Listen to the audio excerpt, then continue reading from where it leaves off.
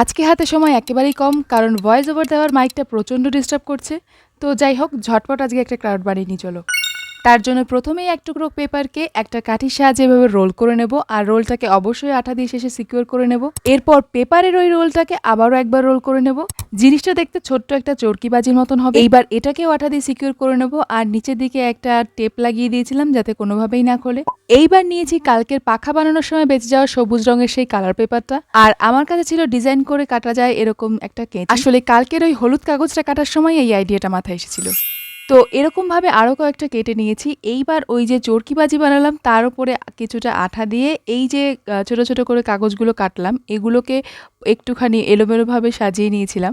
তারপরে ঠিকঠাক করে সাইজ মতন করে কেটে একটুখানি রাউন্ড মতন করে নিয়েছিলাম। তো এতে এটা দেখতে হয়ে গেছিলো একটা ছোট্টখাটো মিনিয়েচার প্ল্যান্টের মতন। মিনিয়েচার প্ল্যান্ট তো ছোটোই হয়, যাই হোক একটা মিনিয়েচার প্ল্যান্ট। এইবার এর উপর দিয়ে আমি মেরেছিলাম একটা ব্রাউন কালারের পেপার। আসলে ব্রাউন কালারের পেপারটা আমার কাছে শেষ হয়ে গেছিলো, যে কারণে পেপার দিয়ে বানিয়ে নিয়েছিলাম। মিনিয়েচার গাছ তো রেডি হয়ে গেল, এবার বলো এটাকে কোন গাছের মতন দেখতে লাগছে। তোমরা ভাবতে থাকো, ততক্ষণ এটা চলে যাক ডল হাউসে।